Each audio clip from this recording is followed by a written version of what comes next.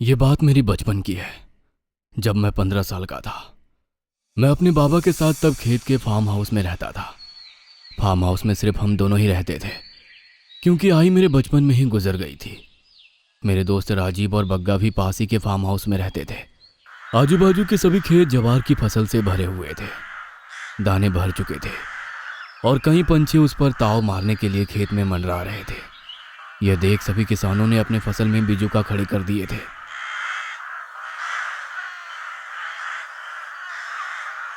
हम तब छोटे थे, इसीलिए बिजुका के प्रति हमारा आकर्षण कुछ खास था।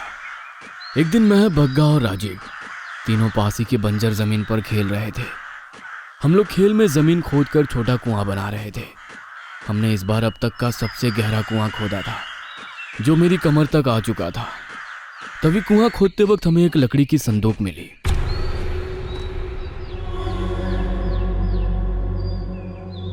उस पर कुछ धागे बंधे हुए थे, जो कि काफी वक्त से जमीन के अंदर होने से कमजोर हो चुके थे। मैंने उसे बस उंगलियों से तोड़ डाला। उस पर एक ताला भी था, जो हमने पत्थर से मार मार कर तोड़ डाला। हमने उत्सुकता में उस संदूक को खोला। उसमें बस किसी आदमी के कपड़े थे, जो कि फटे हुए थे और उस पर खून लगा हुआ था। एक राक्षस वाला डरावना मास्क, जिसके 2 सींग थे और नुकीले लंबे दांत थे। एक लंबा तेज धार वाला चाकू।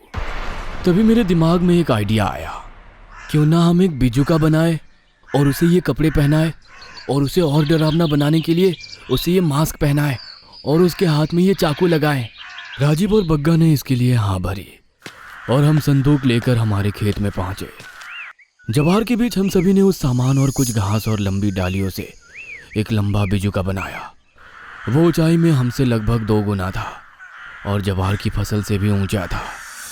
जब शाम हुए तो हम सब अपने अपने घर लौट गए। रात के लगभग 9 बज रहे थे। मैं घर के बाहर खटिया पर लेटा आराम कर रहा था। मेरा कुत्ता मोती खटिया के पास ही लेटा हुआ था।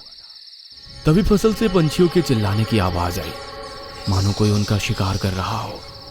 मैंने कुछ सफेद पंछी आसमान में तेजी से उड़ते हुए देखे। यह देख मोती खड़ा हुआ और उस दिशा में देख भौंकने लगा। पंछियों की घबराते हुए आवाजें सुन मैं भी कुछ डर सा गया था। जा मोती, देख क्या फसल में क्या है, मैंने मोती से कहा और मोती फसल में भौंकते हुए भागा। मैं खटिया पर खड़ा होकर फसल में देख रहा था। हवा की वजह से फसल हवा में झूल रही थी।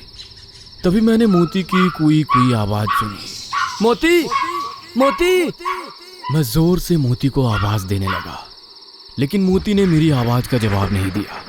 मैं जैसे ही आवाज देता, वैसे मोती भौंककर मुझे जवाब देता था। मैं डर गया और मैंने ये बात बाबा को बताई।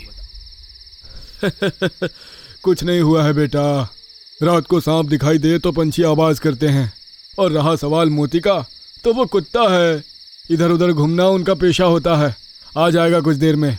बाबा हंसते हुए बोले और फिर मैं उठकर घर के अंदर चला गया। मैं रात भर मोती का इंतजार करता रहा, लेकिन मोती वापस नहीं आया। सुबह होते ही मैं हाथ में डंडा लेकर फसल में मोती को ढूंढने चला गया। मैंने उसे काफी आवाजें लगाई, लेकिन उसका कोई जवाब नहीं मिला।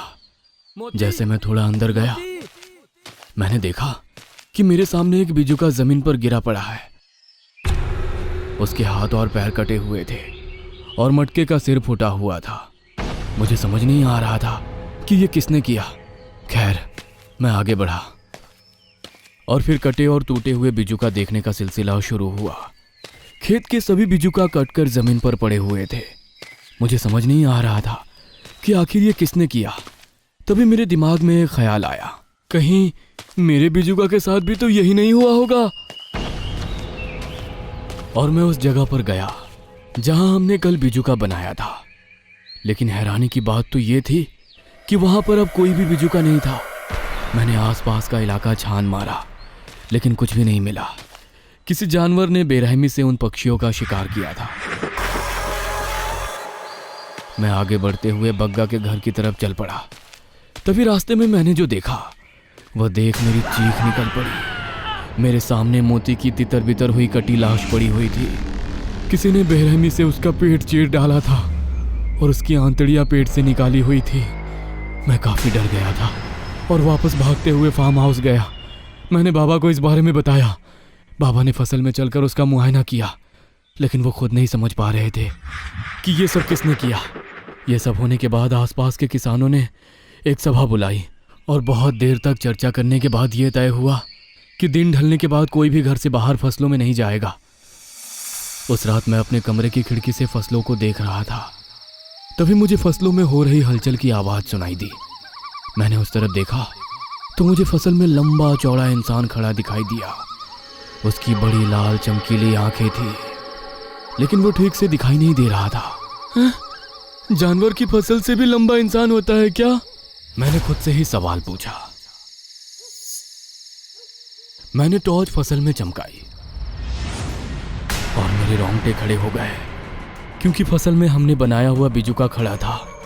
ऐसा लग रहा था मानो वो मुझे ही देख रहा हो, लेकिन मैं समझ नहीं पा रहा था कि ये तो गायब हो चुका था, तो अब यहाँ अचानक वापस कैसे आ गया? कहीं ये चल के तो नहीं आया? नहीं, बिजुका कैसे चल सकता है? मैंने खुद से बोला, लेकिन मेरे ऐसा कहते ही वो बिजुका फसल में मुड़ा और दाईं तरफ चलने लगा। यह देख मुझे मेरी आंखों पर विश्वास नहीं हो रहा था। मैंने आंखें मसलकर वापस फसल में देखा तो अब वो फसल में नहीं था। तभी मैंने हमारे भैंस की रंभाने की आवाज़ सुनी। वो काफ़ी डरावनी आवाज़ में रंभा रही थी, जैसे उस पर किसी ने हमला किया हो। मैं अपने कमरे से बाहर आया। तब मैंने देखा कि बाबा हाथ में शिकार वाली बंदूक लिए घर से बाहर जा रहे थे। मैंने उनके साथ चलने का ठाना। बाबा मुझे मना कर रहे थे, लेकिन मैं हट करके उनके साथ कैटल शेड की तरफ चला गया।